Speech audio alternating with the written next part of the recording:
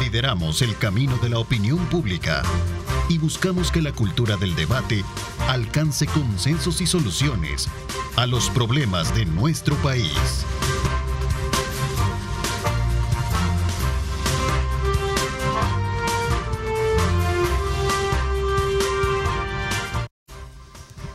¿Qué tal? Muy buenos días. ¿Cómo están? Qué placer enorme saludarles en un periodo importante vacacional y que sin duda alguna nuestro mejor deseo es para que usted pueda disfrutarlo al máximo, ¿verdad? Un fin de semana, lunes y martes, y entramos desde luego, como siempre, en esa dinámica de poder estar con ustedes, acompañándolos con informaciones y por supuesto temas muy importantes que siempre es bueno nutrirse de qué está pasando en el entorno tanto de nuestro país como en el mundo. Así es que desde ya bienvenidos. Este día vamos a hacer una lectura en esta primera etapa de programa de lo que ha sucedido precisamente en Venezuela y toda esta situación que sigue generando y despertando muchas incertidumbre en algunos sectores, particularmente localistas, en cuanto al resultado y la aceptación que puede haber para, digamos, reconocer que ha habido poca transparencia en el manejo de todo el proceso electoral que ha llevado precisamente a colocarse el presidente Maduro como para un tercer periodo. Un tema que sin duda alguna representa un hito importante para la situación en América Latina, porque muchos países desconocen precisamente lo que ha sucedido, incluso Estados Unidos. Por cierto, María Corina Machado, que es una de las principales voces de la oposición, en su momento agradeció el apoyo de El Salvador durante la sesión extraordinaria de la OEA que se llevó a cabo, exigencias también de las autoridades, incluso de Venezuela, de publicar las actas de las elecciones que se dieron. En fin, hay tantas cosas por ahí. Ese sería un tema. También vamos a hablar de qué ha pasado en el país con relación a la Asamblea Legislativa y sobre todo también en la no elección del periodo que corresponde a los magistrados del Tribunal Supremo Electoral. Estos y otros temas a continuación. Si me preguntan mi opinión, como ciudadano, te digo, esa gente tiene que estar bajo la reja, detrás de la reja. Nicolás Maduro enfrenta una crisis sin precedentes en el chavismo. Hoy el nombre de Edmundo González Urrutia está en los noticieros mundiales. El candidato opositor es reconocido como el verdadero ganador de las elecciones presidenciales de Venezuela por el gobierno de Estados Unidos. El Consejo Nacional Electoral de Venezuela anunció pasada la medianoche del 29 de julio el triunfo de Nicolás Maduro con un 51.2% de los votos frente al 44.2% de González, con el 80% de los colegios escrutados. Desde entonces, la ciudadanía y la oposición reclaman fraude y aseguran tener pruebas de la victoria de González, que han sido desacreditadas por el expresidente del Tribunal Supremo Electoral, Eugenio Chicas. La oposición, tengo evidencias, ha presentado en esta guerra mediática que hay actas de elecciones pasadas. Hay de todo circulando en el... de todo, de todo. Entonces yo creo que por eso el tema no se puede dirimir por lo que dice TikTok. Según Eugenio Chicas, quien participó como observador electoral, todo se desarrolló con transparencia y afirmó que el sistema venezolano es de los más confiables del mundo. Sin embargo, para el experto electoral Carlos Araujo, no es el sistema lo que se cuestiona, sino su uso para favorecer al régimen chavista. El madurismo, que es quien controla el CNE, dejaron entrar a la oposición a la sala de totalización para ver los datos. Hay una auditoría 4 días después para eso. Hay un acta divulgada, hay un dato publicado, no hay nada. El CNE dio a Maduro como ganador con el 80% del escrutinio en un primer boletín. Desde entonces no han dado más datos. Por su parte, la oposición dice tener actas que validarían el triunfo de González Urrutia, el inesperado protagonista de la nueva crisis de Venezuela. Para analizar la situación política venezolana y su relación con otros países, no se pierda la entrevista de Diálogo 21, reportó Jonathan Cortés. Bueno, ahí teníamos precisamente parte de ese preámbulo que nos lleva a colocar el tema sobre la mesa, y para hablar sobre estos y otros aspectos elementales quiero darle la más cordial bienvenida a Marvin Aguilar. Él es conocedor de temas de país. Marvin, qué gusto tenerte. Teníamos días de no. Sí, yo sé. Te trajimos hoy de vacaciones. Sí, está bien. Sí, hemos visto por otros lados. Siempre ¿no? es un gusto estar con ustedes. Muchísimas gracias. Te agradezco. Y un saludo a la audiencia de Megavisión. Por supuesto, gracias. Aquí estamos. Cuéntanos un poquito, ¿cómo has estado viendo este escenario? Vamos a comenzar con Venezuela, ¿no? Porque sin duda alguna ha generado, como lo decía en la presentación del programa, mucha, pero mucha incertidumbre en algunos sectores. Obviamente hay un posicionamiento de arraigo ya para un tercer periodo por parte del presidente, que dice aquí no ha pasado nada. Aquí lo que tenemos es una oposición inconforme de reconocer los resultados. ¿Qué piensas tú al respecto? Yo quisiera, fíjate, empezar diciendo que tenemos que tener, creo yo, que tener cuidado de agarrar bando, porque es un tema tan polarizante, ¿no? Un tema, o sea, has visto mi presentación, sí, claro. los dos aspectos, ¿no? La gente, pero no lo hagan en el caso tuyo. La gente o tenés que estar contra Maduro o tenés que estar a favor. ¿Estás conmigo o sos contra mí, no? Y las cosas no son tan simples. Qué galán que fueran así de te odio y te amo, ¿verdad? Sino que es más complicado. En relación al tema de las elecciones de Venezuela hay 4 posiciones y que cada quien pues agarre de las 4 la que mejor le parezca, ¿no? La primera es que ganó Maduro, ¿verdad? Y ahí tú ves que se ha alineado Nicaragua, Cuba, el FMLN aquí en El Salvador, Bolivia. Está la otra que dice que no ganó Maduro, sino que ganó la oposición, la plataforma unitaria. Entonces, ahí ves que está Chile, está El Salvador mismo, ¿no? Vean el tuit del presidente.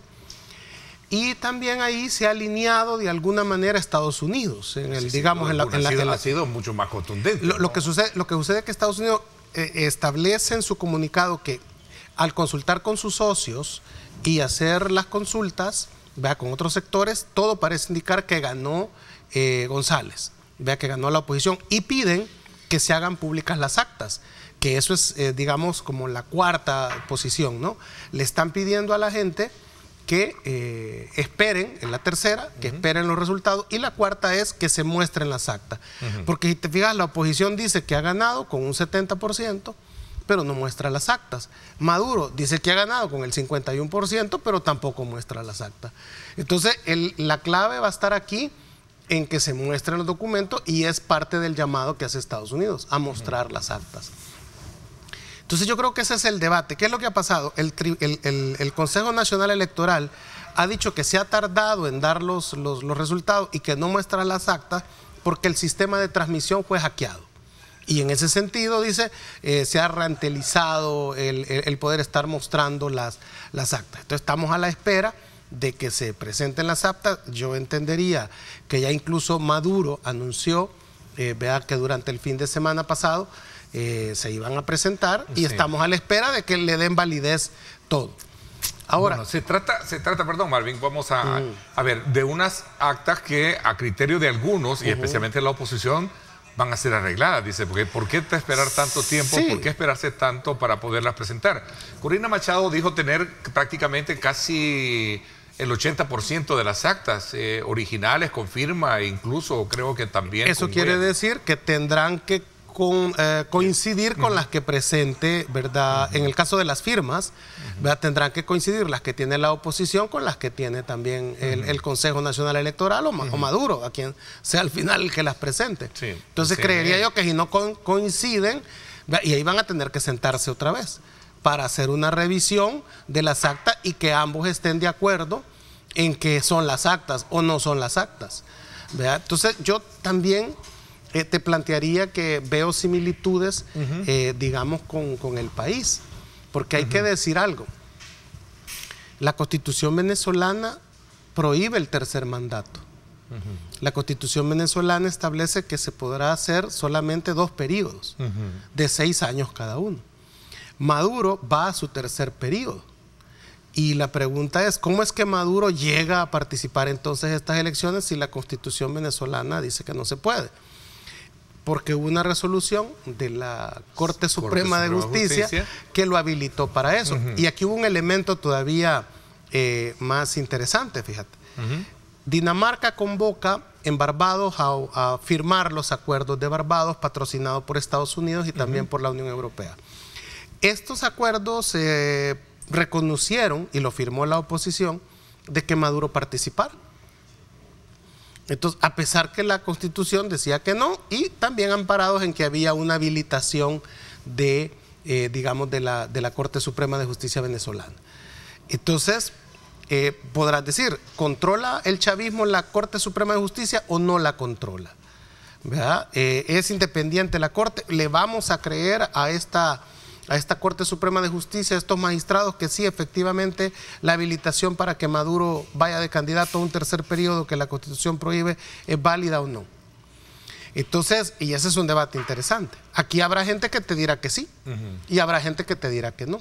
Habrá gente que te dice que aquí no, pero que te dice que en Venezuela sí. Claro, por supuesto. Entonces, de esa polarización que es inútil. Ahora, todo esto que está sucediendo en Venezuela, ¿cómo puede interpretarse desde el punto de vista de la hegemonía que el tema del socialismo pueda tener? Y sobre todo también cuando hay gobiernos de corte socialistas que están todavía, digamos, vigentes. Veamos el caso muy en particular, Brasil, ¿no?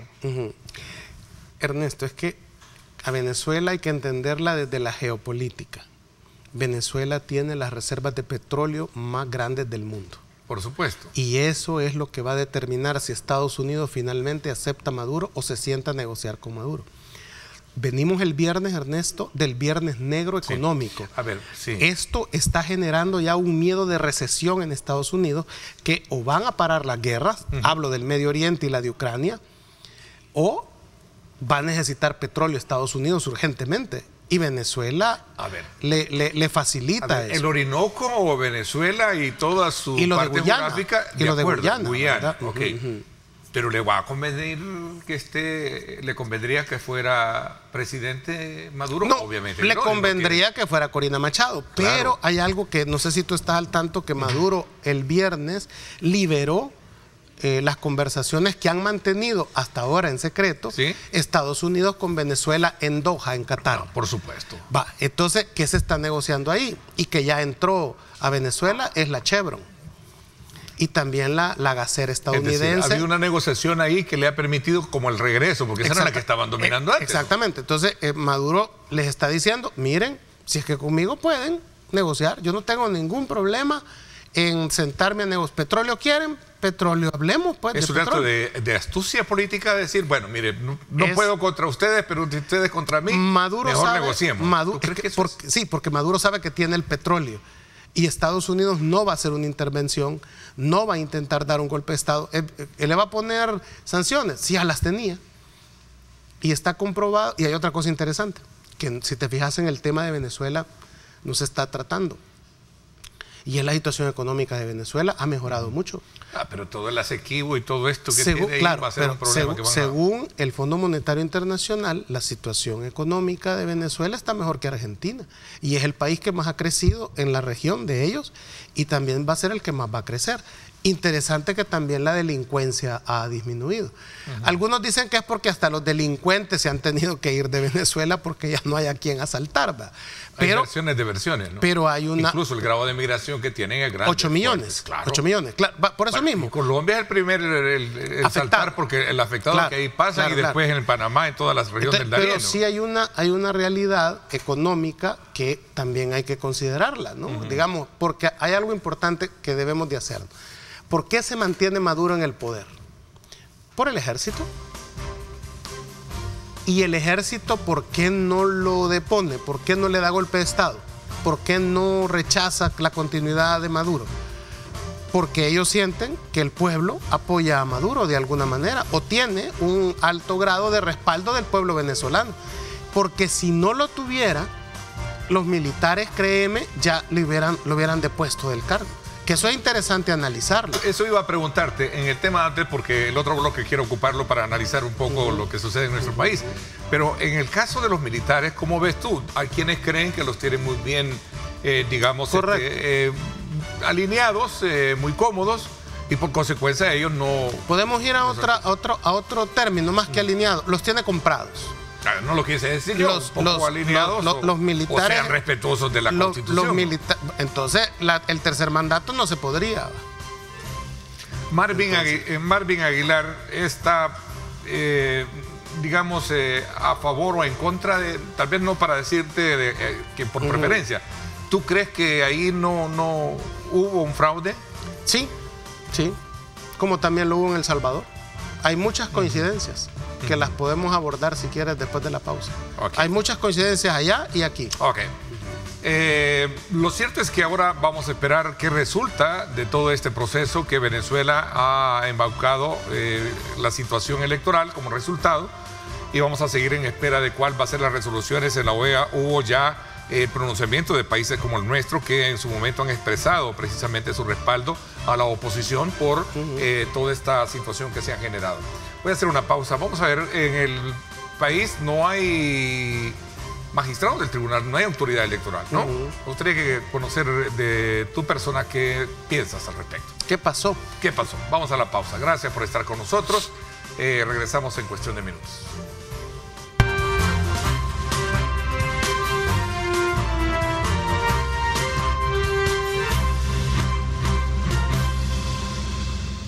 Así es, ahora a esta hora de la mañana, qué rico es disfrutar de lo rico y por supuesto una taza de café rico, el café perfecto de la mañana para que usted pueda disfrutarlo desde luego con su familia y en este periodo de vacaciones. Marvin Aguilar con nosotros, experto y conocedor de temas de país.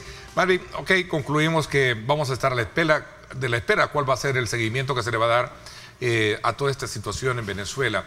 En el país estamos de vacaciones, se fue un periodo vacacional que obviamente abarcó el fin de semana, 2 días más de la semana, que es lunes y martes, y por supuesto el 1 de agosto, de acuerdo a lo establecido por la ley, debió ya la Asamblea Legislativa haber elegido, en este caso, magistrados del Tribunal Supremo Electoral.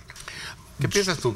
¿Cómo ves este escenario? Llama la atención, por ejemplo, que no se hayan electo en tiempo, porque una de las promesas de campaña de Nuevas Ideas de lograr la mayoría absoluta en la Asamblea Legislativa era la de darle gobernabilidad al presidente. Y hasta ahora la Asamblea Legislativa había venido aprobando lo que se presentaba, era porque ya estaba lo suficientemente discutido y entraba al Pleno y ya se iba a votar. No había mayores, digamos, inconvenientes en eso. Pero lo que hemos visto es que hubo una especie de no votación. Lo vimos antes, cuando se eligió el fiscal general de la República por segunda vez. Acuérdate que a él se le nombra el 1 de mayo, después se le tiene que volver a ratificar o a nombrar otro fiscal en diciembre de ese mismo año, y después de que ha vencido el periodo, hoy lo han vuelto a ratificar. Entonces, en la segunda elección del fiscal general, hubieron muchos diputados de Nuevas Ideas que no querían votar otra vez por el fiscal actual, ¿no? Delgado. Entonces, lo que hicieron fue que se fueron de la Asamblea y subieron los suplentes, y el fiscal general fue electo la segunda vez con la mayoría de suplentes. ¿Verdad? Que es válido, que es legal. Solo llamó la atención que los propietarios no votaron. Ellos podrían haber hecho eso hoy también. Los propietarios elegir a los magistrados del Tribunal Supremo Electoral. Si no estaban de acuerdo, levantarse y subir los suplentes para votar y elegir a los magistrados. ¿Y las ternas cómo las vistes tú que se han presentado? Lo que sucede... Vamos a comenzar primero por la del frente, que fue la primera. Sí, va. Si categorizas los perfiles, de acuerdo a la misma ley como lo establece, muchos opinan de que no reúnen las condiciones para hacerlo. Ninguno. Y fueron aceptadas. Ninguno.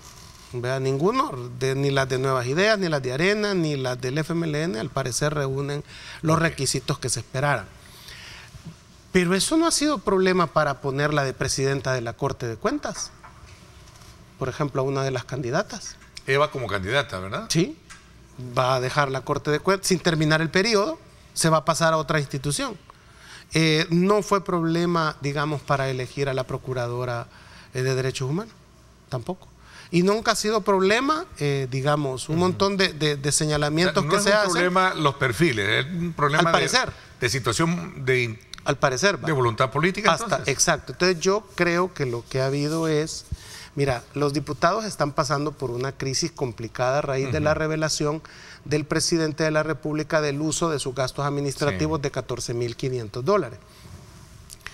Ellos han recibido, si tú quieres, un golpe político fuerte, serio, y a la vez les han dicho que no contesten, que se queden callados.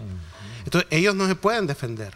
Y quienes lo han intentado de salir a explicar el tema, han complicado más la cosa, porque yo no recibía $14,000, dijeron dos diputados, yo gastaba 8,500. Entonces, bueno, ¿y el resto, pues? Es que eso, el partido, la fracción. Entonces, ¿cómo es que no saben ellos, verdad, cómo se gastaba una partida presupuestaria asignada a ellos? Más allá de que yo no me la gastaba toda, pero yo tengo que saber, por lo que yo soy responsable, que se tiene asignado por cada diputado a dónde se destina. Entonces, la gente piensa y tiene claro que todos han recibido 14,500. Eso es, Ernesto, en la legislatura $500,000, un poco más de $500,000. Y los diputados te están diciendo, es que no hemos recibido el $500,000 nosotros, pero tampoco pueden explicar porque han aplicado un código de silencio que nadie habla ya del tema. Entonces, esta situación es un aura que se llama implosión. Sí, un aura, me quieres decir así, voy a verlo, un aura que no les permite a ellos... Exacto, entonces ellos dicen, bueno, momento... ¿Pero qué tiene que ver esto con el Tribunal Supremo Electoral? O sea, momento, entonces negociemos, ¿verdad? O sea, nosotros estamos siendo víctimas ahorita, ¿verdad?, de un ataque directo contra nosotros por los gastos administrativos que no nos hemos llevado. A ver, pero son algunos sectores más de sociedad, digamos, civil, que se pronuncian a través de los... digamos, la parte digital, del mundo digital. Claro, pero cuando revisas una breve, digamos, monitoreo que hizo la Universidad Francisco Gavidia a través de Disruptiva, la Asamblea Legislativa, que se había mantenido, ¿te acuerdas?, en las evaluaciones muy popular, ha caído. La Asamblea como tal ha caído en números negativos. La fracción de Nuevas Ideas y también los diputados. O sea, todos han caído. Asamblea como órgano legislativo, la fracción de Nuevas Ideas y los diputados en general. Entonces, eso ha hecho que corra peligro su reelección para otro periodo en las próximas elecciones, por ejemplo. ¿Tú crees que esto será como una especie de golpe fuerte a la imagen de ellos? De ellos en sí. De ellos como personas, como candidatos, ¿verdad? Es decir, mucha gente va a querer que cambies a todos esos candidatos. O sea, posiblemente voten por Nuevas Ideas, pero no van a querer esa gente. Y si lo volvés a llevar de candidatos dentro de 3 años, que se supone van a ser las elecciones, entonces pueden sufrir un revés electoral. Entonces ellos están, digamos, bueno, vamos a plantear, que siempre dicen que apretamos el botón. Pues entonces hoy no vamos a apretar el botón de manera directa. Vamos a pensarlo, mandemos digamos, la resolución de la comisión de regreso, no nos parece, ¿verdad?, y lo discutan. Entonces, yo entendía también que había un acuerdo con el FMLN y con Arena para aceptar la propuesta que ellos enviaran, ¿verdad? Acuérdate que han enviado 6 personas, ¿verdad? ¿Por qué debemos de suponer que hay un acuerdo? Porque no reformaron la Constitución para decir, miren, aquí ya eso no queda de que cada partido, ¿verdad?, tiene que enviar. Vamos a despartidizar. Exacto. Que ese ha sido como el anhelo, claro, siempre histórico, ¿no? Pero eso está en la Constitución. Despartidizarlo. Pero eso está en la Constitución. Y volver 2 entes las voces que decían jurisdiccional y administrativo en separación de funciones. Exacto, pero las voces que decían no hay que aceptar la propuesta de Arena ni del Frente y mándenla al carajo, esa es ignorancia, pues, porque está en la Constitución. Sí, mientras no la cambias, así tiene que ser. Es correcto. El primero al ganador, el segundo al que sacó mayor voto y el tercero... El tercer lugar, de la última votación presidencial. Eso dice, ¿no querés poner a los de Arena y del Frente? Bueno, reformar la Constitución. Tienen los números.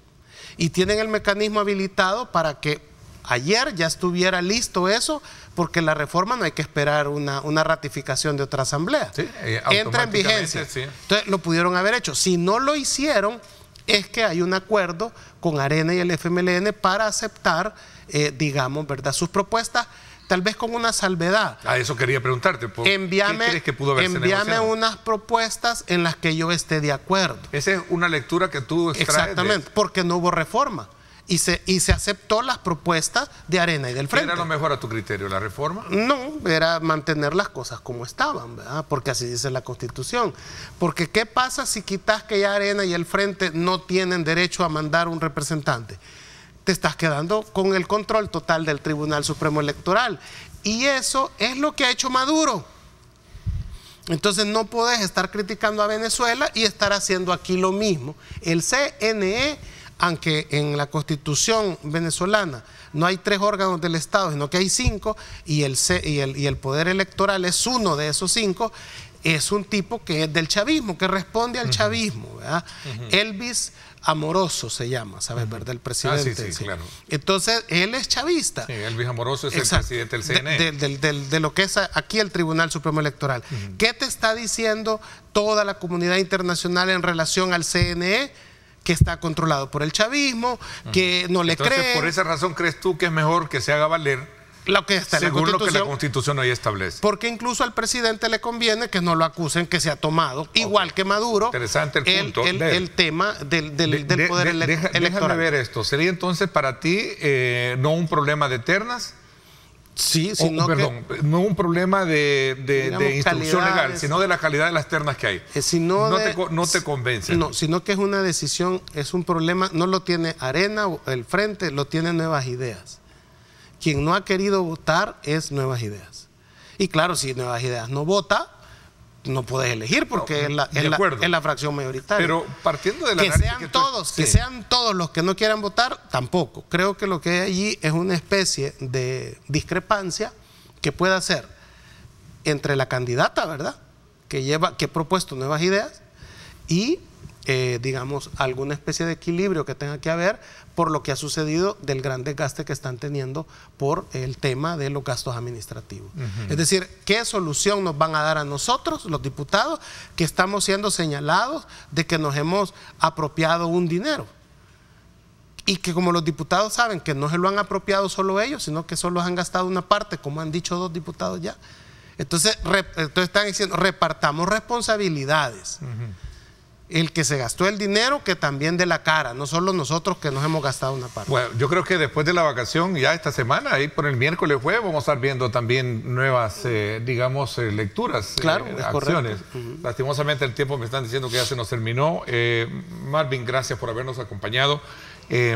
Vamos a, obviamente, a invitarte más adelante, que nos acompañes y puedas, desde luego, darnos tu punto de vista con relación a estos temas que seguramente van a seguir vigentes en la gente. Hay que darle seguimiento, ¿sabes?, a este tema económico que ha sucedido.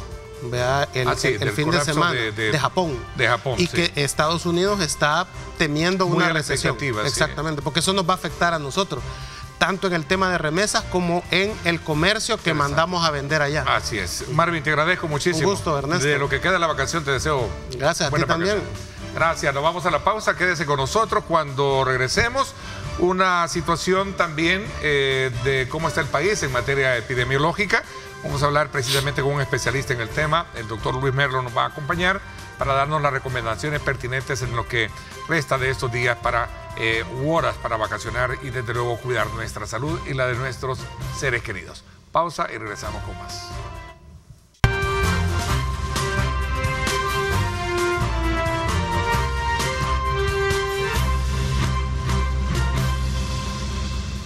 Bueno, gracias nuevamente por estar con nosotros a esta hora de la mañana. Agradecemos de ustedes esa fiel sintonía, desde luego a toda nuestra programación que se mantiene muy activa para llevarles a ustedes, por supuesto, la noticia que acontece en nuestro país y el mundo y, por supuesto, hoy las recomendaciones muy pertinentes en cuanto a lo que en el país sucede, el tema de la epidemia del dengue y otras que están ahí también, desde luego, en este periodo de vacaciones. ¿Cómo obtener una vacación saludable? Pues es parte de lo que vamos a tratar este día y quiero darle la más cordial bienvenida al doctor Luis Merlos, epidemiólogo. Gracias, bienvenido, doctor. ¿Cómo está? ¿Qué tal? Buenos días, don Ernesto. Buenos días a todos los televidentes y aquí estamos para servirles. Doctor, ¿cómo lograr tener una vacación saludable? Es un concepto que, por cierto, si lo escribimos o lo llevamos dentro de la misma, digamos, el vocal popular, diríamos, bueno, sí, todos queremos tener una vacación saludable, ¿no? Sí, claramente que sea verdaderamente saludable, sobre todo pues por lo que estamos viviendo, ¿verdad? Los que actualmente nos está atentando nuestra salud, que es lo más tesoro que tenemos. Estamos en lo que es una alerta roja, ¿verdad? De sí, protección civil. Del tema de dengue, ¿verdad? Y sí, pero no dejando atrás pues muchas enfermedades que también que son acorde a lo que va de la mano de la vacación. La gastroenteritis, si visitamos algún balneario o alguna playa, pues las enfermedades dermatológicas, tanto fúngicas como por el sol, ¿verdad? Entonces todas son circunstancias que tienen que ir de la mano preventivamente todas las personas para que no caigamos en dichas enfermedades. Así es, en efecto. Voy a comenzar un poquito examinando desde la perspectiva y la especialidad que usted tiene como epidemiólogo, ver y un poco este tema relacionado con el dengue, ¿no? Que ha venido, como siempre, a despertar mucha la emergencia, el estado de alerta, y creo que es importante remarcar y calcar a todo el mundo que también depende muchísimo del carácter educacional para poder combatir y ganarle la guerra al zancudo, ¿cierto? Sí, efectivamente, don Ernesto, pues realmente es de un tema educacional que no solo nos atenta a nuestra vida este año, sino que prácticamente siempre en temporada lluviosa, pues son los diversos atenuantes de los depósitos, ¿verdad? Esas aguas que se acumulan donde prolifera lo que es el zancudo Aedes aegypti directamente, y sobre ello, pues desgraciadamente se han visto pérdidas por 6 bajas, muertes, desgraciadamente desde el punto de vista tanto humano como médico es totalmente triste, inaceptable, pero es como usted muy bien dice, don Ernesto, es una guerra sin cuartel que de nosotros depende, no solo de las entidades como el Ministerio de Salud, el cual está haciendo una guerra continua, pues sectorizada en cuanto a fumigaciones, en cuanto a detección de lugares donde se está proliferando lo que es el zancudo. Ahora bien, también se están dando lo que es diversos abates pues para prevención en las personas sectorizadamente. Entonces es de ahí que depende también de las personas, pues de nada sirve que donde mi vecino fumiga si donde yo no abro la puerta, pues entonces es de colaboración, de conciencia y sobre todo prevención, ¿verdad? Para que no estemos presentando este tipo de bajas que es tristemente pues sobre todo por la cantidad de que hasta este momento se tiene. Pero una pregunta que casi por lo general nos hacemos de manera muy práctica es, bueno, ¿y el dengue realmente por qué puede ser letal? ¿A quién puede afectar más? ¿A una persona que esté muy bien físicamente? ¿A una persona más vulnerable, un menor de edad o alguien de la tercera edad? No sé. Sí, directamente muy buena pregunta. Es algo que constitucionalmente se lo hacen en tanto consultorios privados como públicos. ¿Por qué es mortal la enfermedad? Directamente, al ser manejada con AINES, ya sea ibuprofeno o otro tipo de analgésicos, no determinando paracetamol o acetaminofén, lo que pueden provocar son hemorragias internas. Ahora bien, son las personas de la tercera edad y los niños que son más vulnerables para la enfermedad. ¿Por qué? Porque son los que tienen su sistema inmunológico a la baja, entonces pueden ser atacados y diversamente mal manejados para la dicha enfermedad. Ahora, las características que nos pueden llevar a detectar que la situación va en un proceso de gravedad, ¿cuál puede ser, doctor?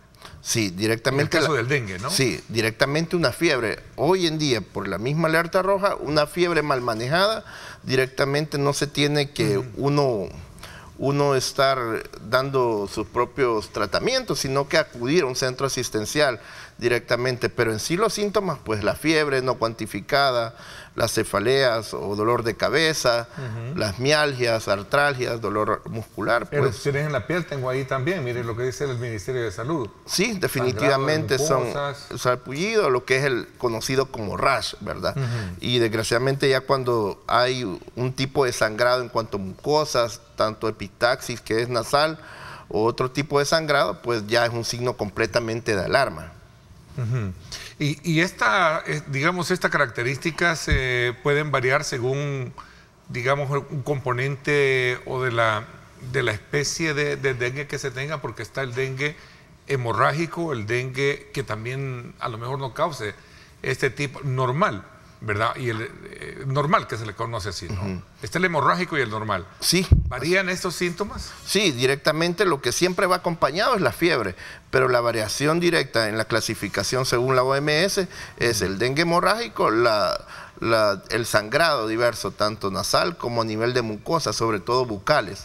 Y el clásico que se mantiene lo que es una fiebre no cuantificada, que por general anda de 38,5 a 39 grados. Ahora, doctor, el cuadro epidemiológico lo podemos cimentar en alguna región en particular por características que están de alguna manera palpables, como por ejemplo, voy a ser más directo, vemos que en la zona costera hay mucho más zancudo y que a lo mejor ahí puede haber más dengue, ¿no es así? Así es, completamente. En las zonas tropicales son... Es donde se da más la proliferación del zancudo, pero es que la categorización de la Aedes aegypti, que creo que es el que en su momento es el transmisor de... El mayor causante de la enfermedad, sí. ¿No? Ajá, se está proliferando en lo que es a nivel del sector todo tropical, área endémica a nivel de la Libertad, sobre todo tanto también en el área oriental y también para central, ¿verdad? Entonces, es así donde hay mayores acumulación de aguas residuales, donde ahí prolifera lo que es el zancudo, el vector zancudo, que es la hembra, que es la que nos da el problema de la infección. Ahora, cuando un padre de familia, una madre, ve todas estas características, ¿puede o no puede medicarlo o tiene que concurrir inmediatamente, como dice la campaña muy bien, que establece el ministerio, de buscar inmediatamente el auxilio en una unidad de salud? Lo más recomendable es siempre tener en nuestro botiquín analgésicos, como cuál, acetaminofén, paracetamol, pero es ahí en una mala orientación o no llegar a un centro asistencial donde puede haber la equivocación de ocupar AINES, como por ejemplo el ibuprofeno, que puede ser un resguardo para causar una hemorragia interna y ahí ir colocando una situación de mayor riesgo de la vida del paciente. Doctor, ¿podemos hablar así de una forma mucho más categórica de que esto es una situación cíclica que año con año se presenta, o es una situación mucho más crítica, regional, si lo vemos desde el punto de vista de cómo los otros países tienen su comportamiento? Le voy a poner el caso. Panamá, por ejemplo, ha tenido una situación muy grave de alerta también en los últimos días. Entonces, mi pregunta es, ¿realmente esto es normal estar así o es que realmente se han presentado situaciones más complejas? Sí, la verdad es que en el área centroamericana pues somos más vulnerables pues por nuestro tipo de clima. A nivel tropical, Panamá sí que ha sido muy azotado, igual que en el área latinoamericana como Ecuador. Ahora bien, nuestros vecinos, Guatemala, han tenido más de 50 decesos, ¿verdad? Entonces, todas esas situaciones se desbordan primero que todo por a nivel educacional, de la prevención en las personas, que el ministerio pues siempre está ahí achacando, pues tratando de dar la orientación adecuada, pero no solo debemos de dejárselos a ellos, sino que también es parte de nuestra propia responsabilidad de tomar cartas en el asunto. Nosotros tenemos toda la voluntad de ayuda, simplemente con una buena higiene en nuestra pila, en nuestras aguas residuales, pues. Hay que evitarlas, por supuesto, ¿no? Sin duda, sí se pueden evitar. Donde reside el zancudo, ¿no? Así es, pero si no se pueden evitar por la ausencia de agua, pues estarla tratada, pues con el abate, que ahora incluso por la misma alerta roja, pues se ha militarizado, andan militares, también personal del Ministerio de Salud completamente identificado que anda casa por casa brindando el abate. Ahora, doctor, la fumigación es un factor combativo. Sí, fuerte. Definitivamente sectorizado. Para quienes están en la playa, por ejemplo, ¿qué recomendación? ¿Un repelente? El repelente es completamente favorable para no recaer en lo que es una picada de un mosquito directamente. Ahora, sabemos que esta situación depende mucho, y usted lo recalcaba, ¿no? El tema educativo. Tenemos que ser también nosotros proactivos y acompañar en esta lucha que se está llevando a cabo para poder erradicarlo. Hay una campaña muy fuerte, entiendo que el ministerio, bueno, de hecho ahí lo estamos viendo en algunos anuncios, en algunos spots que tenemos acá, donde el 132 está atento para poder de alguna manera llevar a cabo una emergencia inmediatamente y de atención a la población, ¿no? Así es, se trata de llevar un trabajo mancomunado, pues. Ahora bien, el 132 es un medio, un vehículo inmediato y específico para ayudar a la población directamente. ¿Cuáles son las otras enfermedades que tenemos hoy en día? Me decía usted, las enfermedades respiratorias, por ejemplo. Sí, respiratorias. Están predominando. Vamos a hablar de esto cuando regresemos. Me están pidiendo una pausa. Gracias a usted por estar con nosotros. Aprovechemos preguntar, sobre todo porque estamos hablando de aprovechar estos días de vacación, todavía que tenemos horas de vacación, para poder disfrutarlas y con unas vacaciones saludables. Así, un concepto, ¿no?, de etiqueta saludables. Vamos a la pausa, regresamos.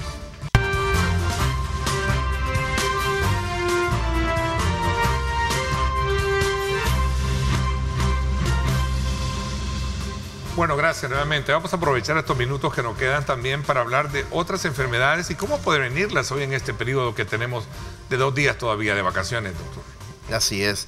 Bueno, la prevención es la mejor arma y herramienta, ¿verdad?, para un desarrollo letal en una enfermedad. ¿Cómo las podemos prevenir? Pues el sistema inmunológico reforzar, como cuáles, multivitaminas, vitamina C, porque como usted bien dijo, no solo el zancudo y el dengue directamente como enfermedad está en auge, sino otro tipo de enfermedades. Doctor, ¿cuáles son las que están hoy en día entonces, además, predominando? Usted me decía respiratorias, ¿hay otras también que están predominando hoy en día? Sí, claro, las respiratorias, sobre todo lo que son las neumonías, bronconeumonías, sobre todo en las personas de la tercera edad y los lactantes, ¿verdad?, primera infancia. A la cabeza, sobre todo las neumonías, hemos estado en un año muy complicado en ese sentido. Se nos ha ido, recuerde que después de lo que fue COVID, el sistema inmunológico, pues si bien es cierto, está con sus respectivas vacunas inmunizado, pero también los virus se han hecho muchísimo más fuertes y resistentes pues a la cabeza. Entonces, todo ese tipo de situaciones, las respiratorias, enfermedades de la piel, sobre todo la fúngica, ¿verdad?, directamente. Doctor, estamos en pleno invierno. Esto obviamente golpea más fuertemente la salud. Sí. Si no tenemos control, en el caso de las enfermedades respiratorias, porque hemos visto hoy en día que se da mucho el tema de, el COVID ha andado predominando, algunos casos los hemos visto, así como también en el tema de enfermedades respiratorias, la influenza, por ejemplo. Cuéntenos un poquito las características de ambos y cómo saber distinguirlas. Sí, realmente la influenza es directamente como un virus más catarral, mucha secreción nasal, fiebre, a predominio pues infante, ¿verdad? La primera edad, sobre todo es prevenible con las vacunas. Gracias a Dios el Ministerio de Salud ya la tiene y se hicieron tratar de inmunizar a todos los pacientes. Ahora bien, COVID, como bien es cierto y gracias que nos han invitado siempre, el COVID llegó para quedarse. Lo ideal sería siempre pues hacer una prueba IgM o IgG directamente para darnos a entender y a tratarlo como debería ser. Con una prueba directa, pero sí, lo que ya es COVID directamente, ya son unas fiebres y una dificultad respiratoria. Cuando existe una dificultad respiratoria es que tienen ahora bien diversas circunstancias para que estén mejorando la situación. Ahora, me dicen que el cuadro de vacunas puede ser digamos, un buen mecanismo de defensa hoy en día, que los tenemos algunos 2, 3 o 4 que algunos se han puesto. Sí, claro, es un mecanismo efectivo siempre de defensa. Ahora bien, el número de vacunas pues debería ser hasta la quíntuple en este momento, pero si bien es cierto, vienen otro tipo de cepas, hay que inmunizarse siempre, ¿verdad? Sobre todo los que son adultos mayores y niños, en cierto sentido. El tener 2 o 3 vacunas es mucho más, digamos, garantista. Sí, definitivamente. El sistema inmunológico pues está más resguardado, más fomentado y más fortalecido. Doctor, la diferencia con la influenza y otros que están ahí, desde luego hoy en día predominando en ese cuadro clínico.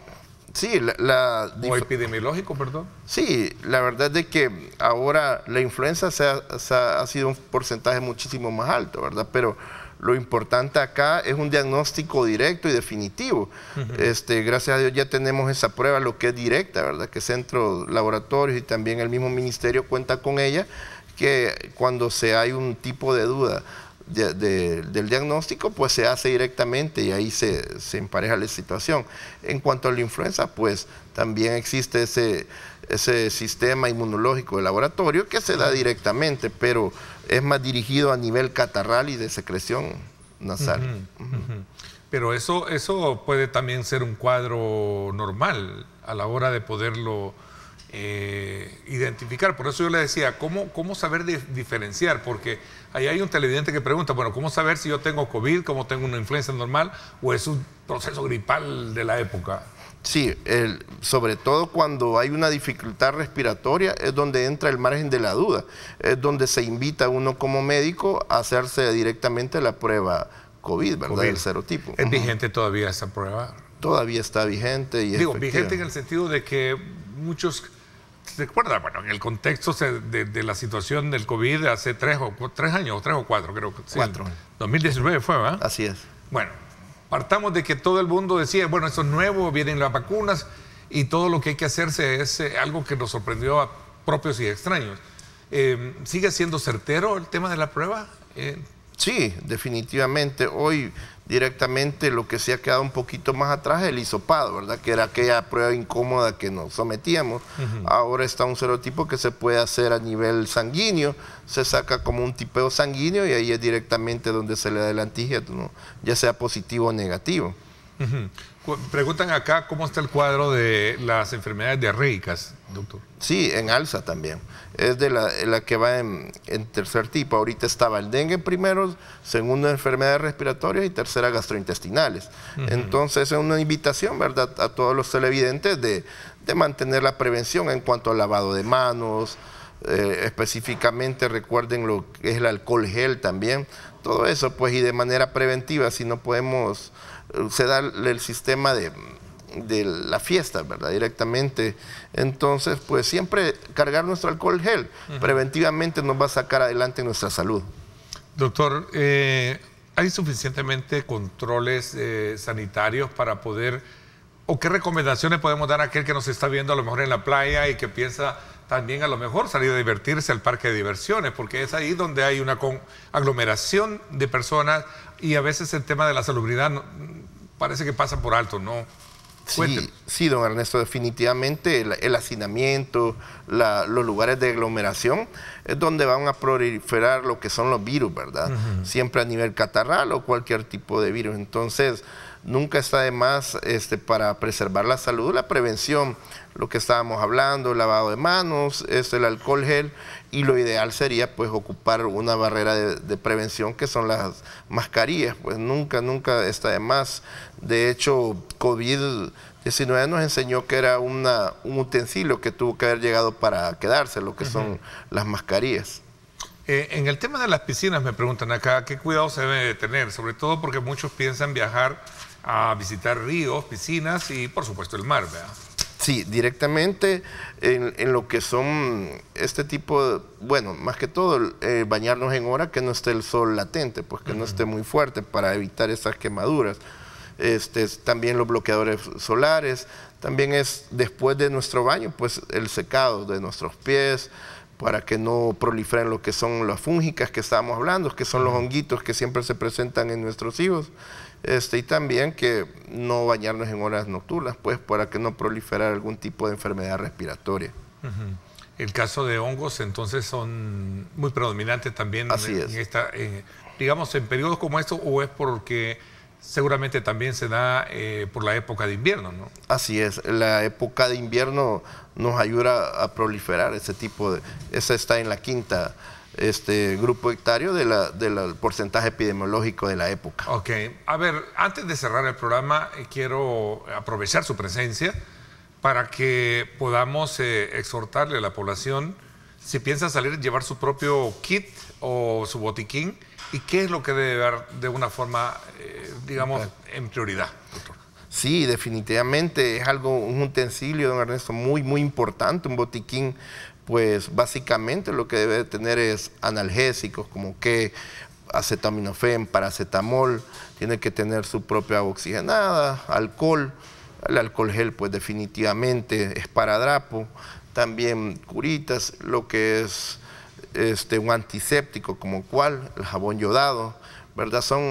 Y lo que es también gasas, venda gasa específicamente, que nos puede sacar de alguna emergencia, nosotros rápidamente solventar una emergencia que no sea tan directamente para un personal de salud. Doctor, una recomendación, ¿qué recomendaciones importantes puede, desde la perspectiva de un médico que conoce cómo está el cuadro epidemiológico en el país, puede hacerse en este momento de periodo vacacional, ¿no? Sí, definitivamente la prevención, ¿verdad? La prevención en cuanto a lo que es el mosquito, las aguas contaminadas, pues las residuales, sacarlas de esa situación, fomentar lo que es la prevención en cuanto a bloqueadores solares y sobre todo vitaminarnos en este periodo vacacional, no está de más nunca. Bueno, el tiempo se me fue. Quiero agradecerle, doctor, el que nos haya permitido conversar con usted sobre estos temas y más aún, el que nos permita a la población sugerirle, mire, es esto lo importante que también nosotros agarremos como tarea, ¿no? Que no esperemos que otro lo diga, sino que también nosotros actuemos de conformidad a las recomendaciones que muy bien usted nos da esta mañana. Muchísimas gracias por habernos acompañado. Siempre es un placer servirles. Muchísimas gracias. Por mi parte, los invito a que continúen con nosotros, con nuestra programación, que disfruten desde luego al máximo el periodo que tenemos todavía de vacación, ¿verdad? Quiero aprovechar también invitarlos a que no se pierdan Pulso Ciudadano con Julio Valdivieso esta noche en Canal 19 a las 8 de la noche. 8 de la noche por Canal 21 y a las 9 de la noche por Canal 19. No se lo pierda esta noche. Por mi parte, eso es todo por hoy. Gracias, pásenla bien y como siempre recuerden lo más importante, amar a Dios sobre todas las cosas.